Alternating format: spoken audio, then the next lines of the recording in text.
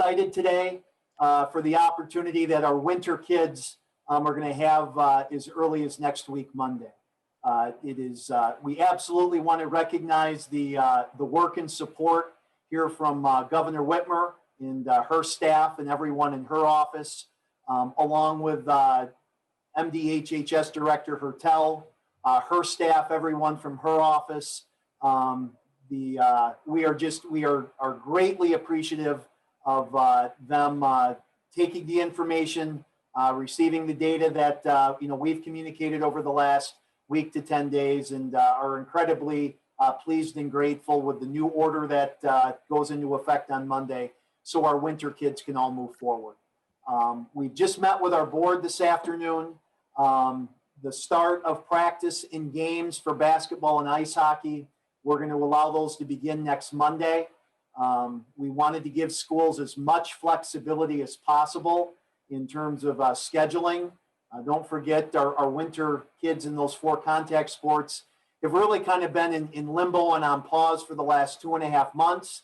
And we have said consistently that when we were ready to play, we would play. And so we're excited about those sports beginning early next week.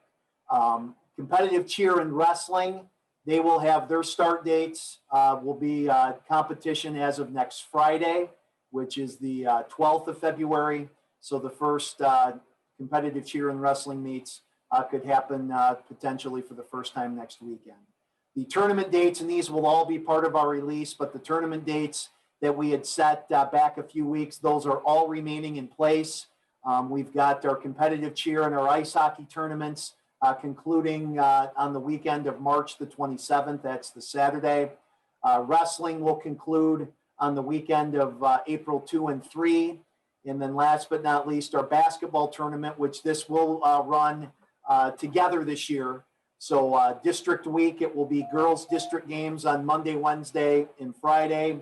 Boys district week, they will play on Tuesday, Thursday, Saturday.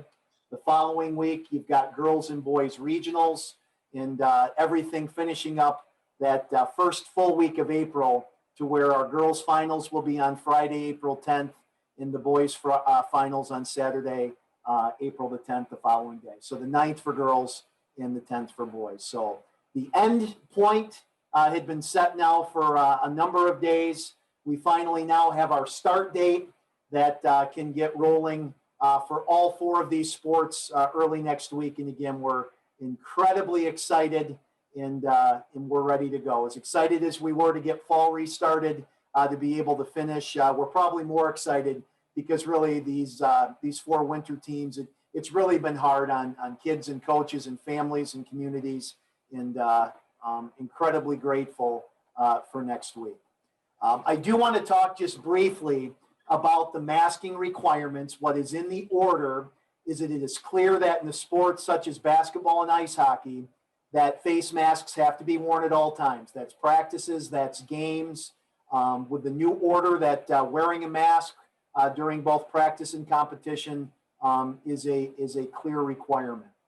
Wrestling is being treated differently under the orders. From what we've been told is that in the guidance documents that MDHHS is going to be putting out, that wrestling will be required to do rapid testing on the day of meets.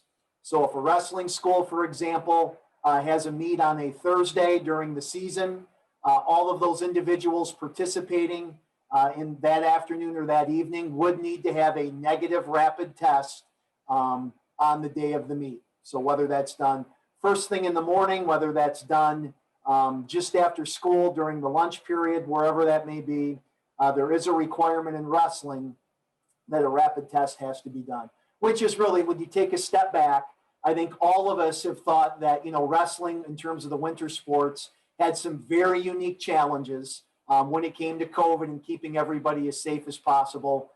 So again, MDHHS, similar to what they did in the pilot testing program, they will be providing those tests to the schools at no charge to the schools. And instead of the pilot program, which we required 3 tests a week, this will all be predicated on the number of days of competition a wrestling team has in a week. So for this season, our high school teams can compete either once or twice a week. So when you have one meet during a week, you'll be testing once. And when you've got two meets in a week, you will be testing twice. We also got some further clarification on masks for competitive cheer, which is a little bit unique because, of course, with cheer, it's more of a performance sport.